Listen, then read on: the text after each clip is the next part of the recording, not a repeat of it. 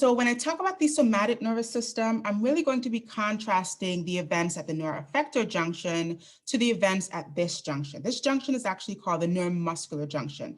And here we're looking at the neuron innervating this tissue and the tissue itself, which is skeletal muscle.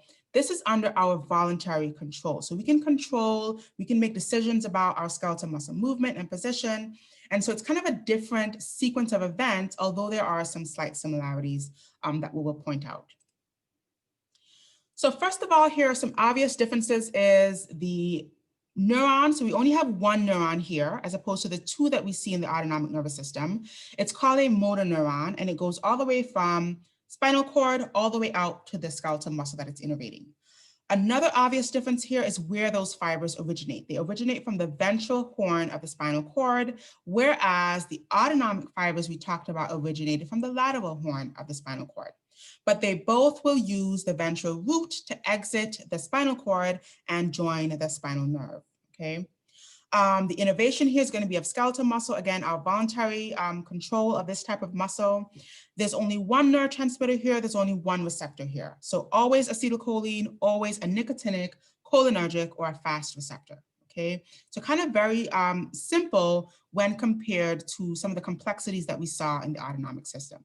So one neuron, a motor neuron, arising from the ventral horn, always innervating skeletal muscle, only one receptor here, nicotinic, cholinergic, which is a fast receptor, only one neurotransmitter here, always acetylcholine, okay?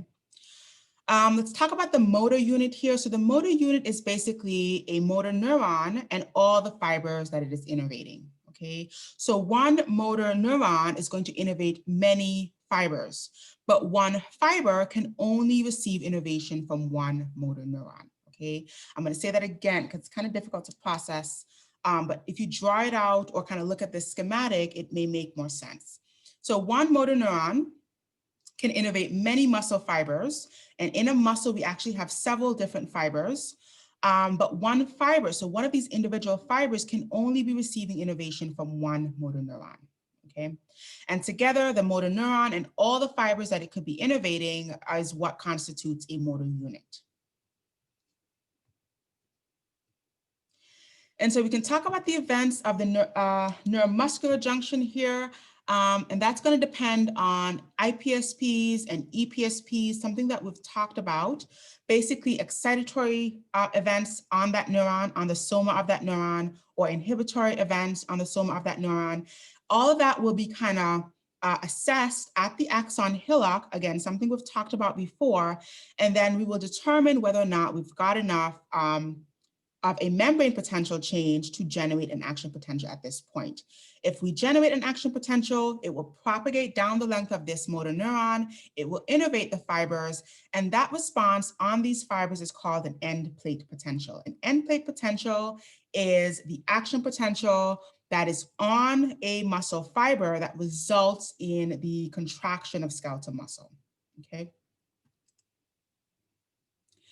And so when we look at the synapse between a motor neuron and the muscle fiber, we can talk about some areas of this synapse. We've got the terminal bouton, and the terminal bouton is kind of another way of saying axon terminal. So it's the discrete ending, that kind of, that swelling, not a varicosity, right? Really important. This is not a swelling the way that we see it at the neuroeffector junction. It's actually that discrete axon terminal that we see at the synapse, at the neuron to neuron synapse. And we can call that a terminal bouton here as it applies to skeletal muscle.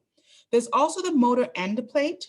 And so that's the specialized membrane at the junction. And the motor end plate is really just the skeletal muscle, but it's kind of just referring to the highly folded nature of the skeletal muscle. And that's going to be really important for the propagation of that action potential and the generation of skeletal muscle contraction. Now, again, all the neurons here always release acetylcholine, always nicotinic cholinergic receptors. The synapses here are always excitatory, okay? In that, we cannot inhibit skeletal muscle. We either excite it or there's no response on the muscle itself. We can have IPSPs and EPSPs on the soma of that motor neuron, but as far as the events on the muscle itself, it's always an excitatory or an end plate potential, that muscle contraction that we see generated on the muscle. And then we also have the presence of acetylcholinesterase at this junction, simply because it's a cholinergic junction. So we talked about the fact that anytime we see acetylcholine at a junction, we've always got that acetylcholinesterase, which helps to degrade excess acetylcholine and helps to cease that signal transmission at that junction. All right. So here are kind of the sequence of events that happen at the neuromuscular junction, pretty much the same for any other synapse, but the few differences are that we only have acetylcholine here. We only have nicotinic cholinergic receptors, so always a fast receptor. And I'll kind of zoom out here and talk about the importance or kind of the big picture behind why we only have fast receptors on the neuromuscular junction on skeletal muscle. This is because, again, this needs to be a quick response, right? When we think about moving our muscle, there's no opportunity for delay of that signal, okay? And so when I want to move my arms and mouth and face and legs, that needs to be an immediate response. I don't want to be, thinking about an IPSP or EPSP, or is it an action potential? Is it a threshold? That we don't see that here on the end plate. We don't see that here on muscle. It's either going to be a response or no response. Okay, so it's always a fast receptor, always an excitatory event, which will generate muscle contraction. And in the grand scheme of things, muscle contraction is actually movement of our muscle, which needs to be a responsive event, a responsive process. Okay. Another reason why we also see myelination on motor neurons, again, to speed up that conduction to generate a more immediate response as a part of muscle movement. So here are the events. So the action potential gets to the axon terminal, also called the terminal bouton here.